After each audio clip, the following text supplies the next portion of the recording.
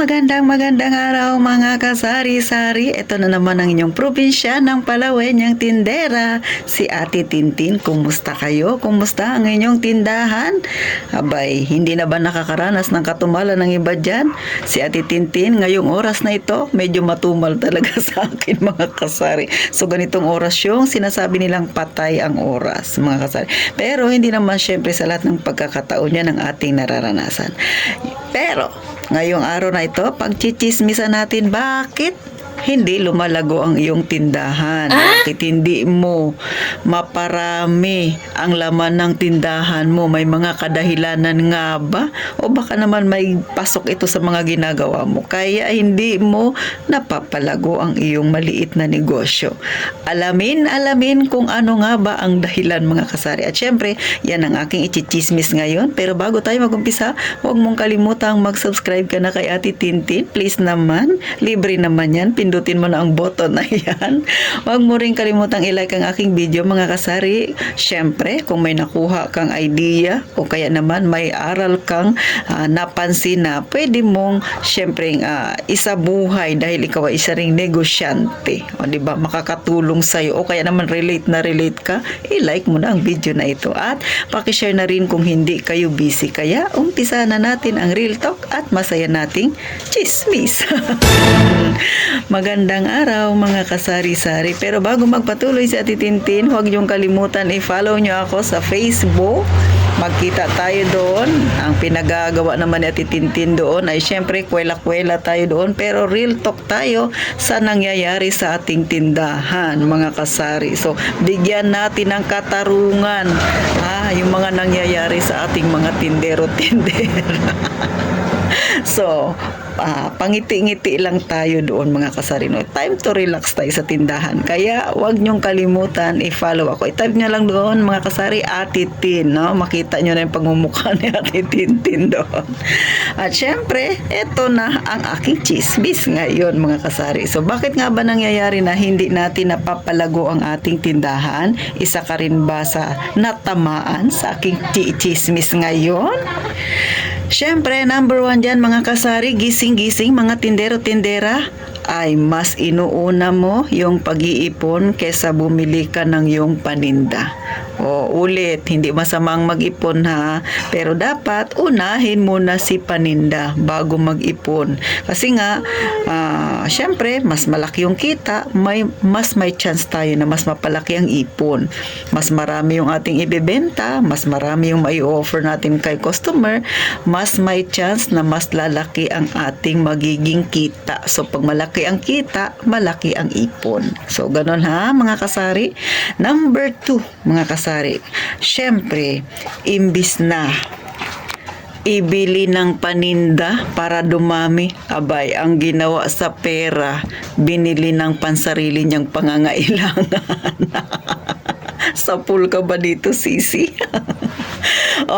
Aminado sa Ate Tintin, hindi ako excuse dyan mga kasari. Syempre, nung ako'y nag-uumpisa pa lang, no, so may mga time na ganun, no? Hindi natin maiwasan na masyal ka sa mall, wala kang dalang pera, wala kang budget para sa personal mong pangangailangan. Kaso gustong-gusto mo yung damit na nakita mo doon sa department store. Ayun, imbis na bumili ng paninda, binili ang damit. Pagdating sa bahay, anuhin mo yung damit, marami ka ng damit, o diba? So hindi ka nakabili ng paninda. Kaya iwasan talaga yan. Ikaw na nanonood ka sa akin, tinamaan ka rin ba? Sapul na sapul ka ba? Tapos ngayon magtataka ka, Ate Tin, hindi ko napapalago yung tindahan ko. Paano lalago? Inuna mo yung pansarili mong pangangailangan. Hindi naman masama, no? Unahin natin minsan yung sarili natin, pero yung pera kasi ng negosyo natin ay pera lang ng negosyo yun. Hindi natin pansariling pera yun. Kaya huwag mong ipambibili yung pera ng negosyo mo para sa pangsarili mo. Ano pang ipambibili mo ng mga paninda? Ano pang ibibenta mo? Paano ka makakadagdag ng mga paninda na pwede mong i-offer kay customer? Kaya binili mo na ng mga bagay na para sa sarili mo. Di ba? Sapul ka ba? So, pag-isipang maigi, mga 100 times, yan bang bibilin mo? Makakatulong ba yan sa tindahan mo? Kung makakatulong na naman, why not? Pero kung pang sarili mo lang, dahil gusto mo lang, ay iba. iba yun sisi, sa gusto mo lang at kailangan. Siyempre, mas unahin natin ang ating negosyo dahil lalo na kung kayo ay katulad kay Titintin, dito ko rin kinukuha yung lahat ng aking pangangailangan. Kaya dapat maging masinop tayo sa ating pera.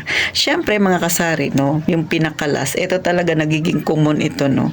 Palibhas sa tindahan tayo, minsan, iniisip ng ating mga kapitbahay, marami tayong pera. Kaya ikaw sisi na madali kang lapitan. Imbis na unahin mo yung negosyo mo, ipambili yung pera na meron ka ng mga produktong pwede mong ibenta. Etong kapitbahay mo, nagdrama lang sa'yo. Ikunento lang yung kanyang pinagdaanan. Ayan.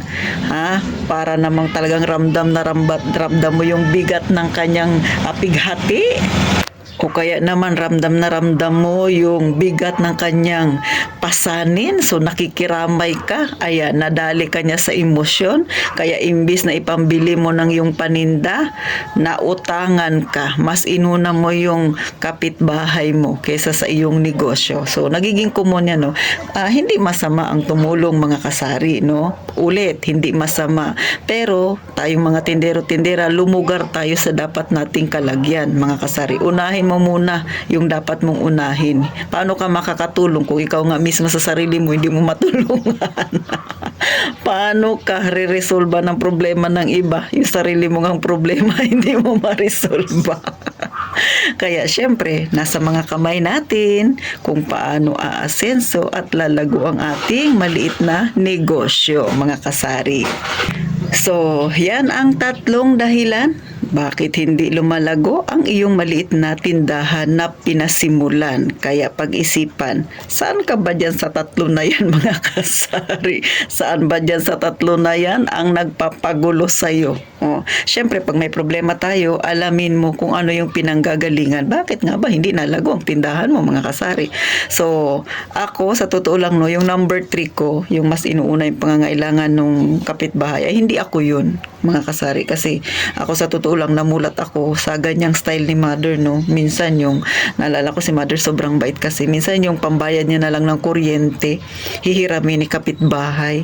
Tapos sasabihin, babalik ko lang mamayang hapon. Hindi mo naman natupad. Kaya yan, talagang napasok sa isip ko na hindi ko siya gagayahin. Hindi masama maging mabait.